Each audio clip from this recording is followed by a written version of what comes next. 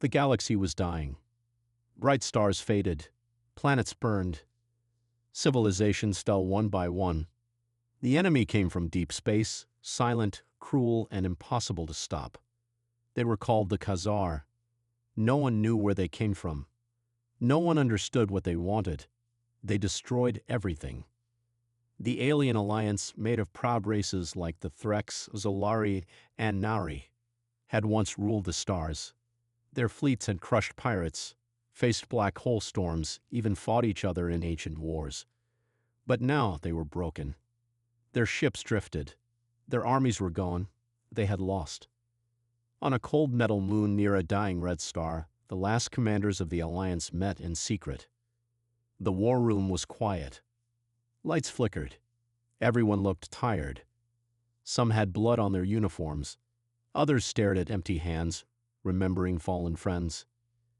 23 planets, gone in 1 month, whispered High General Varex of the Threx. They move like ghosts, said Commander Zuna of the Nari. Our scanners don't see them. Our weapons don't stop them. They don't want peace, said Counselor Dreg. They want silence. They want death. Everyone fell quiet again. There were no more plans, no more weapons to build. They had nothing left. Then an old Zolari scientist stepped forward. He looked nervous. His voice shook. There is one last file from Earth. The room stirred. Earth. That name hadn't been spoken in years. They left the Alliance centuries ago, said one commander. They vanished. I know, said the scientist. But before they left, they gave us something. They said we should never use it. Only in the end. He placed a metal cube on the table. The lights dimmed. A recording began. A human face appeared, an old man with steel gray eyes. He wore a black uniform with a symbol no one recognized. My name is Commander Rourke of Earth Defense, the message said. This file is locked. Do not open unless your enemies are at your gates, and no hope remains. If you are watching this, you are at the end. The image showed giant machines, ice chambers deep under a mountain, and rows of strange humans, taller, stronger, their eyes cold like frozen fire. We created a special force, Rourke said. They are not soldiers. They are storms wearing skin. We froze them because peace needed time. But if the galaxy falls, wake them. They will do what no one else can. The recording ended. No one spoke. Counselor Dreg was the first to ask, Where is this place? The scientist answered, A dead moon near the edge of the system. Buried under ice. No signal. No sound. General Varek stood slowly. His voice was heavy with fear and hope. Then we go there. Now. They arrived on the forgotten moon after 3 days. It was cold, dark, and silent. The ground cracked under their boots, snow-covered metal doors that hadn't opened in centuries. They broke the locks. They entered the deep halls of steel and frost. The walls had human writing on them, strange warnings, old Earth symbols. Some doors were burned shut. Others were sealed with code so old their scanners couldn't read it. Finally, they reached the chamber. 20 pods stood in a circle. Each held a human inside, frozen, still, silent. Their armor was old but strong. Their faces showed no fear, only calm. This is wrong, whispered one alien. We don't know what they are. General Varex didn't answer. He walked forward, hands shaking. He pressed the button. The lights turned red. One by one, the pods hissed. Steam rose. The ice melted. The first human opened his eyes. He didn't move for a moment. Then he looked around, saw the aliens, and smiled. Who woke us? He asked. General Varex stepped forward. The galaxy is falling. We need help. The human stepped out of the pod. He was tall, scarred, and calm.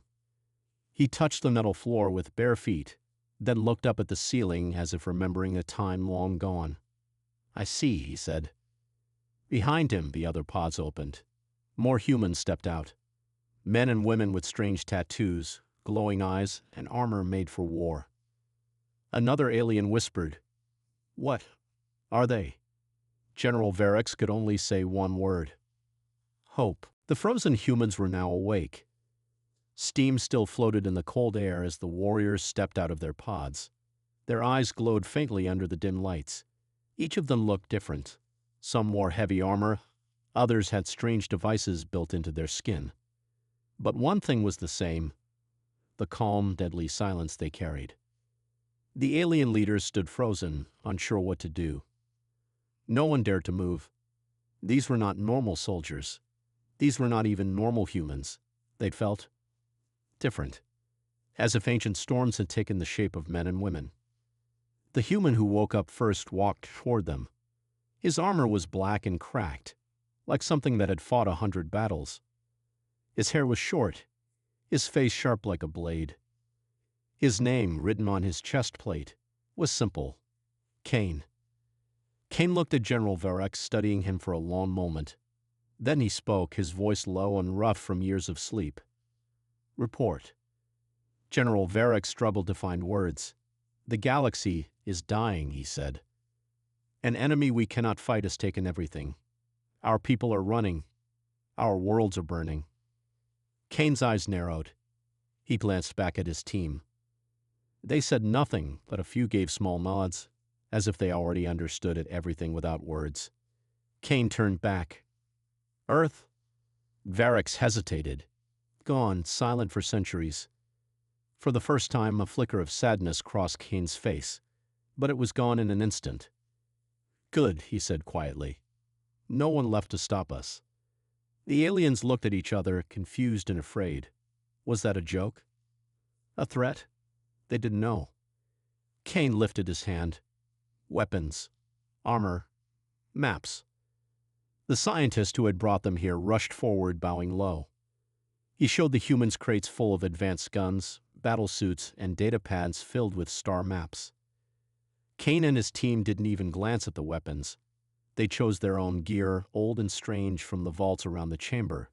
Blades that sang with hidden power, rifles so heavy an alien could barely lift them, armor that hummed when touched. "These things you made," Kane said, picking up a sleek alien rifle. He bent it in half with one hand. "Too weak." The aliens watched, stunned. These humans were not just strong. They were something more, something dangerous. Commander Zuna finally gathered her courage. She stepped forward and asked, "Why were you frozen? What are you?" Kane gave a cold smile. "We were made for one thing," he said. "Victory. When wars got too big, too dirty, Earth made us. But when peace came, they realized we were too good at it." He looked around the frozen halls, the sleeping chambers, the broken walls. "They buried us because they were afraid. Afraid of what happens when you build a weapon that doesn't know how to lose." The words hit the aliens like a blade. One young officer, barely able to speak, asked, "Can you stop the Khazar?" Kane turned to his team. They said nothing. They simply started moving, checking weapons, sealing armor, scanning maps. Kane looked back, his eyes burning like twin stars. "We don't stop enemies," he said. "We erase them." Hours later, in the war room, the plan was simple. No defense, no hiding, no begging for peace. Attack. Strike deep. Break the Khazar before they could understand what had been unleashed. As Kane studied the battle maps, General Varix approached him again. The old alien's voice was heavy with fear and hope. "Will it be enough?" Kane didn't look up. He simply answered, "We are not your soldiers. We are your ending and your beginning." In the deep night of the broken galaxy, something had changed. For the first time in years, the Khazar ships picked up a new signal. Something ancient, something human. A simple message, cold and sharp like a knife. "We are awake. Prepare for war." The Khazar, who had never feared anything, paused. Something was coming. Something they had never faced before. And this time, it wasn't running. The stars watched in silence as war returned to the galaxy. Kane and his team moved like shadows across space. No giant fleets. No warnings. Just small, sharp strikes, fast and deadly. They chose their first target carefully, a Khazar war factory hidden inside a hollow planet, a place where death was made. The aliens who followed Kane watched from their ships, unsure what they were seeing. No one had ever dared to attack the Khazar directly. No one had survived long enough to tell the story. But Kane's team didn't fear death. They carried it with them. Inside the war factory, the Khazar moved like machines, cold, strong, heartless. They built weapons that could crack planets. They bred new monsters for war. They never expected a fight to come to them. That was their first mistake. The humans arrived without warning. Kane hit the ground first, his boots slamming into the black steel floor. The others followed, silent, focused, ruthless. Alarms screamed. Khazar soldiers charged forward, massive and armored. Kane didn't blink. He raised an old earth rifle, one shot, one kill. A Khazar warrior fell, its body breaking like glass. The rest of the humans moved just as fast.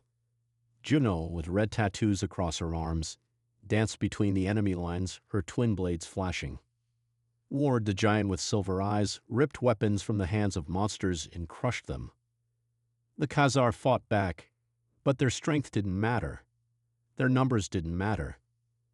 They were not ready for what these humans truly were. Not soldiers. Not heroes. Weapons. General Verex watched from orbit. His hands shook. On his screen, he saw something he could barely believe. Kane and his team were cutting through the enemy like fire through dry grass. "They're winning," whispered Commander Zuna, her voice full of shock. "No," Verex said softly. "They're teaching the Khazar fear." Deep inside the factory, Kane found the core, a black heart of energy that powered the war machines. He placed a strange old device on the main console. It beeped once, low and angry.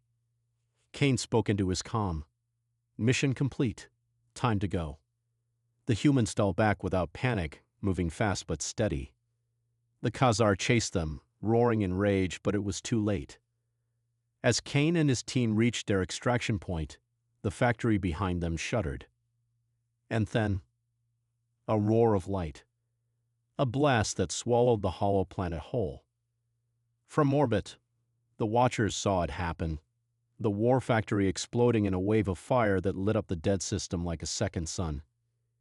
General Verex closed his eyes for a moment, feeling something he hadn't felt in years. Hope. Back on the command ship, Kane stood with his team, checking wounds, reloading weapons, silent and calm as always. Verex approached him, his voice full of questions. "How?" he asked. "How do you fight like that? What makes you different?" Kane looked at him for a long moment. Then he said, quietly, "We were made for lost wars, built to survive when all others fall. We were frozen because peace hated us. But war remembers." Verex didn't know what to say. These humans were not just warriors. They were something else. Something older, something darker. Kane leaned closer. "And you woke us up." Far across the stars, the Khazar gathered. Their leaders, who had never known fear, now spoke in whispers. For the first time, something had wounded them. A name began to spread across Khazar ranks, full of confusion and growing terror. Humans. They had laughed at humans once, long ago. Now they sharpened their blades. Now they called for their strongest beasts. Because the Khazar realized the truth. This was not a war they could crush with numbers. This was not a threat they could simply destroy. This was a nightmare they had woken with their own hands. And it was only just beginning. The galaxy shifted that night.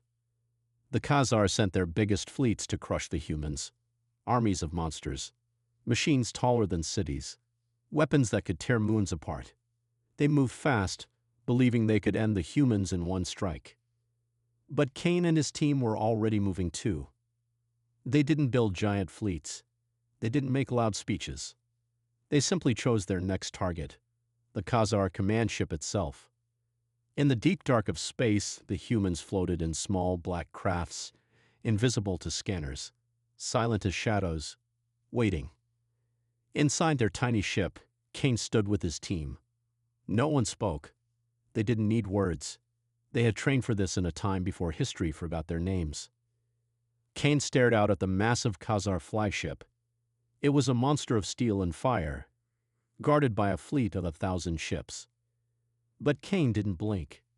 He smiled. He pressed a small switch on his belt. All around the fleet, tiny charges hidden in the dark exploded at once.